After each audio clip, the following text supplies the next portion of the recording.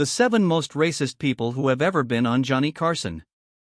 Johnny Carson was the undisputed king of late-night TV for 30 years, bringing America's biggest stars into people's living rooms across the country with his trademark charm, quick wit, and interview style that made it look easy. Carson made a cultural touchstone that defined American entertainment for a generation from his desk at NBC.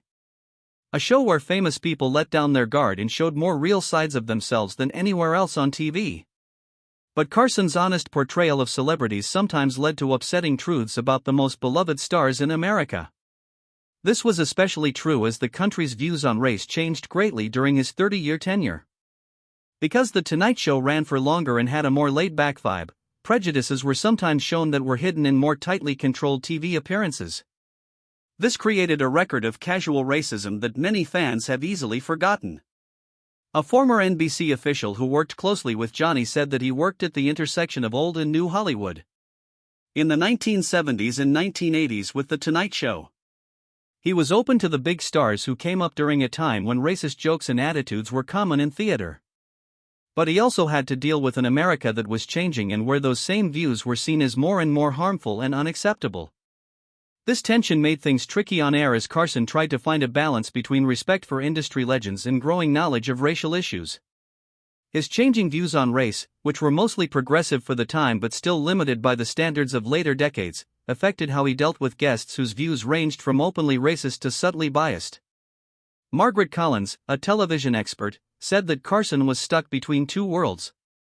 Getting rid of every star with racist views wasn't an option.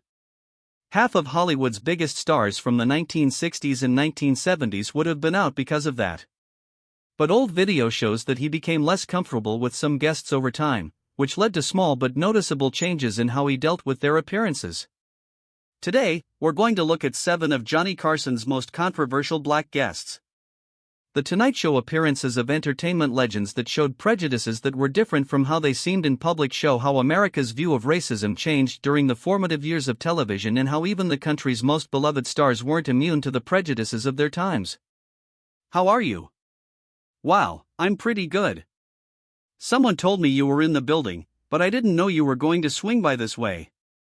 It was really nice. John Wayne, the American cowboy. Few people better represented American legend than. Totally different from John Wayne, the tough individualist whose movies praised frontier justice, honest masculinity, and unwavering patriotism. Wayne was one of Hollywood's most bankable stars for decades, and he reflected a certain view of what it means to be American to millions of people. He usually lived up to this carefully created image when he went on The Tonight Show, with Carson treating him like a living legend. But Wayne had political and racial views that went against the more accepting view of America that was slowly taking hold during Carson's time in office. People first learned about these views in a famous 1971 interview with Playboy, in which Wayne said things that were clearly racist and went far beyond conservative political views. 1971 chat with Playboy. I believe in white power until black people learn enough to see that. Entertainment reporter Thomas Henderson pointed out Wayne's most famous interview quote, "I take responsibility." This wasn't a vague comment or something that could be written off as a mistake. It was an open support of white racism from one of the most famous and loved people in American culture. Wayne's defense of European colonists taking land from Native Americans was one of many other troubling things said in the interview. A lot of people needed new land, but the Indians were trying to keep it for themselves out of selfishness. This is an example of how racism works in Hollywood. These words showed ideas that went against Wayne's public image as the personification of justice and fairness in America. Henderson went on to say that Carson interviewed him more than once. Wayne was on a lot of shows before and after the Playboy interview became public. That's not the interesting question. The interesting question is how Carson interviewed someone whose racist views were well known. Carson's behavior changed slightly but noticeably after the Playboy interview, as shown in old videos of Wayne's appearances on The Tonight Show. Carson always acted professionally, but his body language and level of engagement with the interviewee changed in ways that suggested he was getting farther away from them. The casual conversation that had been going on before gave way to a more formal, slightly cooler atmosphere that could be seen by close observers but never turned into a direct argument. TV historian Margaret Collins said that Wayne never said anything overtly racist on air, but Carson knew about the quote, and their last few conversations were noticeably colder. Carson never asked Wayne directly what he thought about something. That wasn't his way, especially when it came to older stars he liked. But you can feel that the way they talk to each other has changed. Significantly less warmth was felt. Carson's behavior toward Wayne after the interview showed the tricky balance he had to keep throughout his career. He had to adapt to changing social norms while staying out of open conflict with famous people. Carson didn't ban Wayne or publicly criticize him. Instead, he kept a professional relationship with him while building emotional distance that viewers who paid attention could see. The cowboy in America wasn't just tough. He was a clear white nationalist. This comment gets to the heart of Wayne's public persona, which is a basic contradiction. There was a big difference between the good, honest roles he played on screen and the racist things he said about himself. Carson's changing attitude toward Wayne shows how he slowly came to terms with this contradiction and how uncomfortable it was for him to be the host who brought Wayne into American homes. Wayne's appearances on The Tonight Show make it hard to figure out how racist people were in the past. How to balance having a huge impact on culture and making real artistic contributions with having racist views that hurt the communities they targeted. Carson never fully resolved this tension. He showed professional respect for Wayne's status while creating a subtle distance that recognized that Wayne's views were problematic without directly confronting them on air. Were you told ahead of time about the things you did? Not at all. They didn't have any trouble with the material, no. Now, the great comedian Bob Hope. Bob Hope's appearance on Johnny Carson's Tonight Show was a big deal in the history of American humor. A live link to vaudeville, early radio, and the USO shows that made him a beloved figure among many American generations? Because he was patriotic, performed for American troops all the time, and seemed like a grandfather to the public, he had a special place in American theater that kept him from being criticized for the racist material that was a big part of his early career. Robert Thompson, an entertainment scholar, said that they had a long history of telling racist jokes, blackface comedy, and speaking with a Chinese accent in their early years. Hope grew up during a time when these kinds of jokes were common in American shows. And, like a lot of comics from that time, he built his early success on racist stereotypes and caricatures that would be totally unacceptable today. As racial views changed, some performers admitted that their early material was offensive, but Hope remained resolutely against any attempts to make comedy more sensitive to racial issues. When asked about how he used racist stereotypes early in his career, he usually downplayed worries instead of admitting how they hurt people. Thompson continued, refused to apologize for past habits and defended them at the time. This reaction showed a common view among entertainers of Hope's time. They thought that changing standards were just an attempt to be politically correct and not a real concern about how racial stereotypes hurt people. Fearsomely worrisome was Hope's continued use of racist material well into times when that kind of material was widely seen as problematic.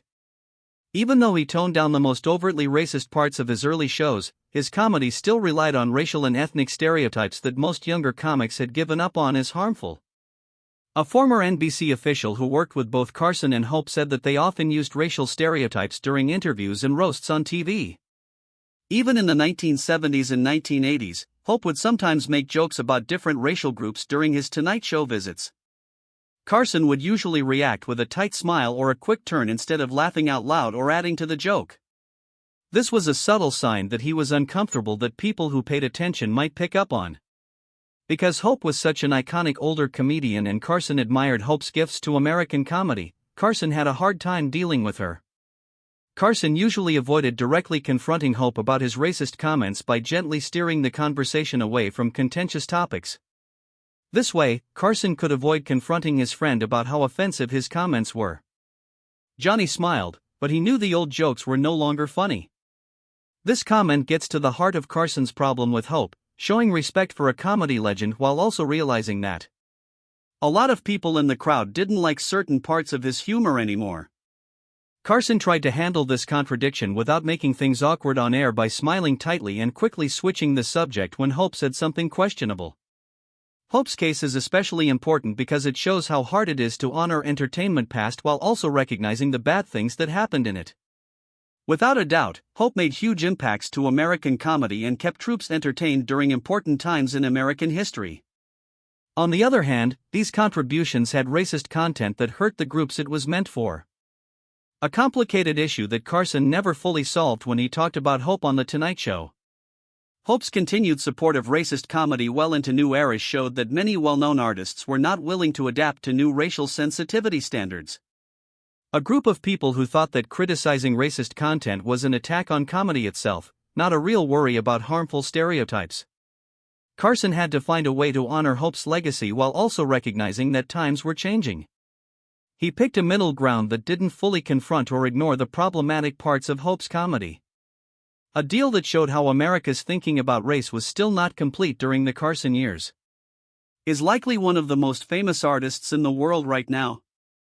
Please welcome Mr. Charlton H., the Hollywood conservative Charlton H. Charlton H. was in a unique place in American society when he went on Johnny Carson's Tonight Show. An American movie star whose work included religious epics like The Ten Commandments and Ben-Hur, as well as science fiction classics like Planet of the Apes and Soylent Hill. Green. His strong presence and unique voice made him one of the most recognized actors in movie history. In a field mostly controlled by liberal views, his increasingly outspoken conservatism set him apart. However, these views became more controversial in his later years, especially when it came to race.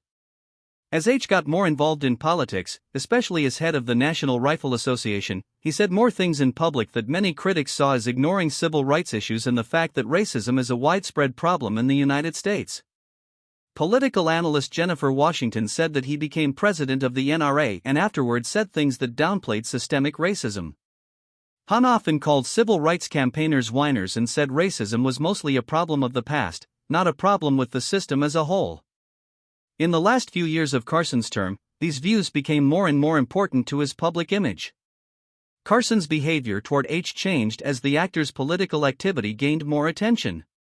However, Carson always treated all of his guests with professionalism. Carson came up with ways to handle H's more controversial views when he went on The Tonight Show. A former Tonight Show writer who worked with Carson in the 1980s said that Carson didn't push him too hard, but in private he told writers to lighten up bits with H. Johnny knew that H was more and more likely to talk about his political views, which would include racist views that most people in the crowd would not agree with. Instead of making confrontational moments, he told the writers to come up with funny topics and talks about old movies that would leave less room for H's more controversial views. This was in line with Carson's overall plan when it came to guests who were politically outspoken, keeping the show's focus on entertainment instead of letting it become a place for divisive political views, from either the left or the right. With H, on the other hand, there was